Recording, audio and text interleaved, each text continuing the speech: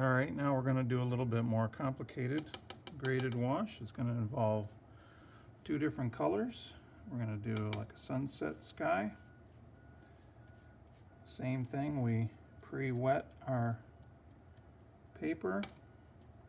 Again, I'm using my big brush for that just because it lays down the water quicker and more evenly. All right, have your paints ready to go. Actually, before you even do that, so I've got my orange paint here, my blue paint ready to go. So I'll just let that soak in a little bit, but maybe not. I'll just get started here. So I'll start with my blue, and you're not going to go as far down with the blue. You'll see here in just a second. So I'm going to start with my blue right here, and then I think that's about it. And I wash off my brush, but then I also kind of dry it off. Actually, I'm going to lighten my sky just a little bit more, lift some of that right off. Dry my brush, because I'm going to have this mostly an orange sky. Okay, so now I'll grab my orange. I'm going to start at the bottom down here. It's kind of puddled up there at the bottom, but it's all right. All right, and work my way up, letting that fade out. I think I need to get it to fade a little bit sooner. Okay.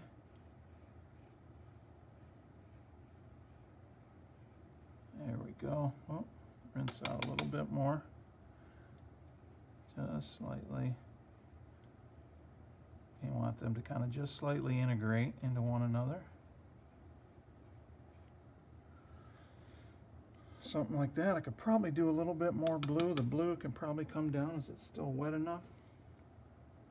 Take a little bit of blue here.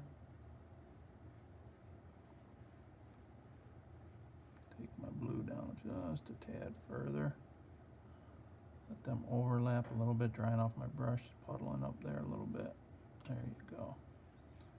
Just get that little bit of overlap. The area in between where they overlap is the most delicate, so you kind of have to get this fading here and this fading here with just a slight bit of overlap. So it's going to take some practice to do that so that you get this fading into one another, because if you get your orange and your blue mixed too much, they're going to turn into mud, or if you've got it too yellow, it could turn into green. So it's going to take a little bit of practice to do this.